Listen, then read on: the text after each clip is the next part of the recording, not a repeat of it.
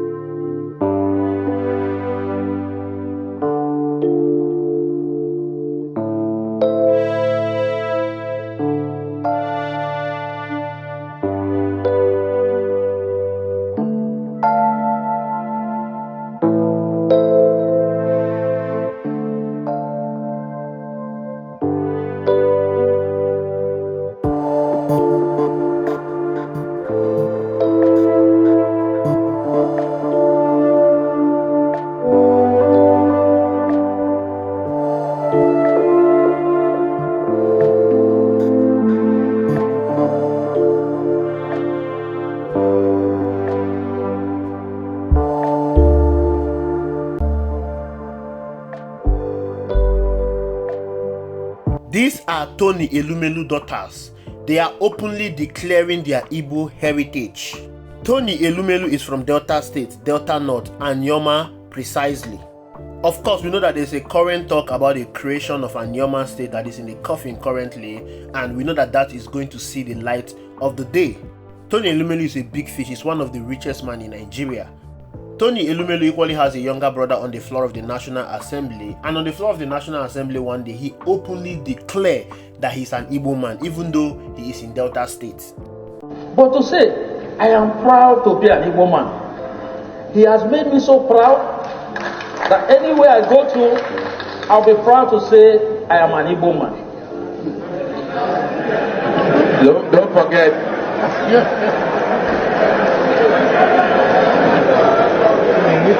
That I'm proud that he's a Nigerian and that he's from Igbo extraction.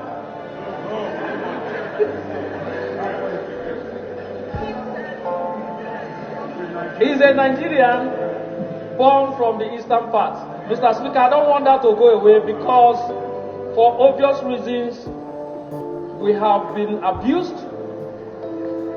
battered, called names as Igbos. But today, in the whole world, an Igbo man is showing that Igbos have the capacity to be empathic. And now the daughters of Tony Elumelu, they've learned from their father and they are also identifying with their Igbo heritage. There's a reason why I'm saying all of this. I have noticed that the people that tend to deny their Igbo heritage, these are the poor people on the street, struggling people on the street, people that do not even understand what the country is saying, people that do not even make economic decisions in this country, people that do not even make political decisions in this country. They are the ones that are shouting on social media, we are not Igbos, we are not Igbos, Ikwere are not Igbos, Deltas are not Igbos. But the real people in the real scheme of things, the politicians, the economic bourgeoisies, the oligarchs in this country, the political brokers, the captain of industries, they all identify themselves as Igbo people irrespective of the states they are currently being domiciled. Recently, an Ikwere man was elected as Ohanaeze Igbo President General, and that election has generated a lot of reactions. Some persons who call themselves Ikwere people are saying that they have disowned John Mbata for accepting to become Ohanaeze Igbo President General. They are saying that Ikweres are not Igbo people. And when you go on social media, you keep seeing things like this. But when you look at the people that are saying this thing, you will notice that these people are people that do not even have any contribution in the real scheme of things. They do not have any contribution about their own life. You know, Ikwere is a special people. So Igbos want us by all means.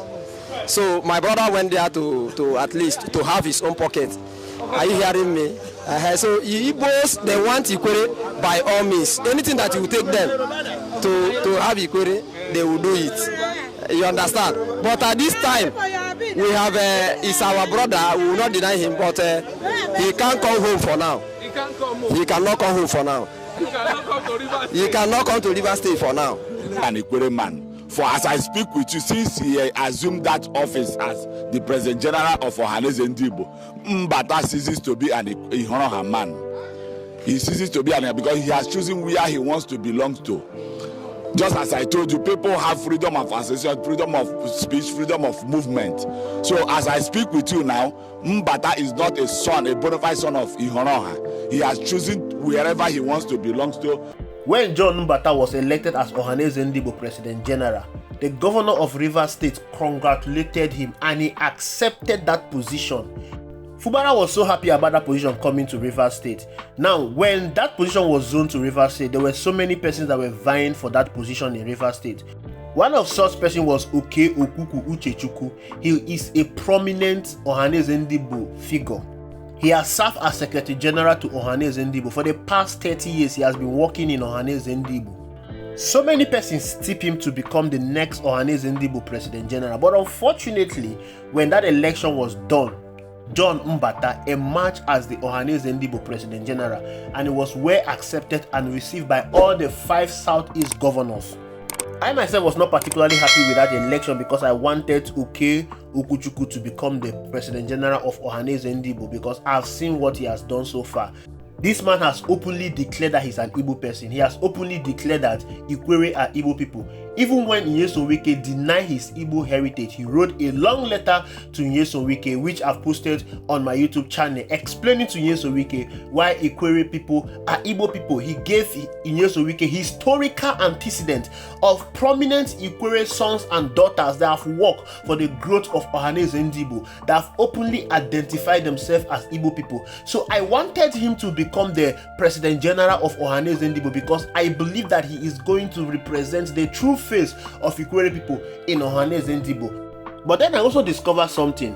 John Mbata is a core politician. He is not only a core politician, he is the leader of the Ikwere ethnic nationalities. That means he is the one that is leading Ikwere people in Rivers State. So the selection of John Mbata as the President General of Ohanaeze Ndigbo was a master stroke because he represents the face of Ikwere people.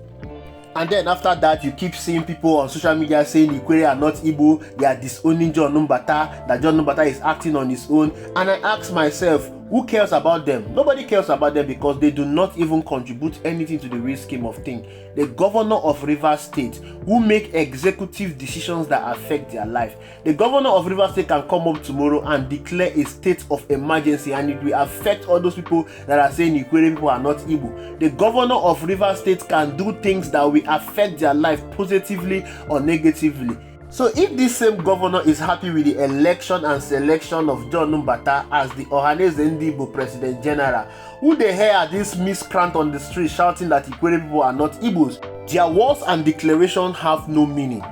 If someone like Nyesom Wike, who is a politician, will come out and tell me that he is not an Igbo person, I will take his words serious. Do you know why? Because Nyesom Wike is a politician, and as a politician, he will try to gravitate towards the political scheme. Now, you need to understand the wrong that was done to the Igbo people during the Biafran War. So, Damascus is my grandfather's first name. It's a Greek name. My original surname was Ojukwu, but that changed during the war, during the Biafran War. Where my people were attacked in Asaba because they thought that it was the same Ojukwu as Odomegwu and all of that. So they changed it even before I was born. So I was born into Damascus. And when I asked why, that was the reason they gave me. So I can't do anything about it now. That's Stella Damasus, a Nollywood actress. Everyone knows her as Stella Damasus from Delta State. But little did we know that her real surname is not Damasus but Ojukwu. It was changed during the Biafran War, and the reason why that name was changed was because the Nigerian soldiers were attacking Igbo people, and because they bear the name Ojukwu, the Nigerian troops will think that they are related to the Biafran separatist leader Ojukwu. That was the reason why they changed their name from Ojukwu to Damasus, because they wanted to protect themselves from the Nigerian soldiers. Now this will give you a glimpse of what happened during the Biafran War. A lot of atrocities were committed against the Igbo people. The Igbo people were killed in their numbers because they wanted to leave Nigeria. And some persons who do not want to die in the war decided to protect themselves from the Nigerian government, and they decided to align with the ideology of the Nigerian government. They denied their Igbo heritage. The people in Rivers State were particularly majority of the people that say they do not want to be part of the Igbo people. That was why Rivers State was created in the midst of the war. It was created in order to demoralize the Igbo people. There is nothing like South-South. What we have is the Eastern region. South-South is a political creation. It was all created to demoralize the Igbo people. This was how so many names, so many identities were changed during the Biafran War. And some persons grew up with that mentality. In order to prosper politically in Nigeria, you must align with the Northern agenda. You must align with the Nigerian agenda. Deny your Igbo heritage. Hate everything that has to do with the Igbo people. The Igbophobia you're seeing in Nigeria today did not start today. It started way back before Nigeria got her independence. The Igbo people have always been hardworking, resilient, and self-sufficient. This made them the most prosperous ethnic group after Nigeria got her independence. The Igbos dominated the civil service. They dominated the Nigerian businesses. They dominated the Nigerian commerce. They dominated the educational sector. As a matter of fact, Igbos were one of the richest tribes in Nigeria after independence. And this attracted a lot of hatred from other tribes because according to them, the Igbos were boastful, they were proud and very loud about their achievement. The Biafra War was a calculated attempt to destroy the Igbo tribe. The Biafra War was a calculated attempt to exterminate the Igbo tribe. But God did not allow that to happen. They did everything they did during the war, seized all the properties belonging to the Igbo people in Rivers State, confiscated all their money in the bank, denied them access to the echelon position of power in Nigeria. But despite all of this, the Igbo people are still thriving. Those people who realized and understood what happened during the Biafran War, they are identifying themselves as Igbo people. They are displaying their Igbo cultural heritage with pride, and they are equally teaching their children to do same. You can see the good work that Tony Elumelu is doing for his daughters. But the people with lost identity who do not even understand their historical background, they keep shouting on social media, we are not Igbo people, we are not Igbo people. But the truth is that no one needs their voice to know if they are Igbo people or not. When something happened in Nigeria today, we will know if they are Igbo people or not. Kaduna Nzogu is a man from Delta State. He was the first military leader that led the first coup in Nigeria that killed northern politicians. That coup is being tagged an Igbo coup. When it comes to the discussion of that coup, nobody is saying that Kaduna Nzogu is from Delta State. They are all saying that he's an Igbo man. Recently, Shehu Sani and Reno Omokri decided to talk about the first coup that happened in Nigeria, and it was all centered about being an Igbo coup.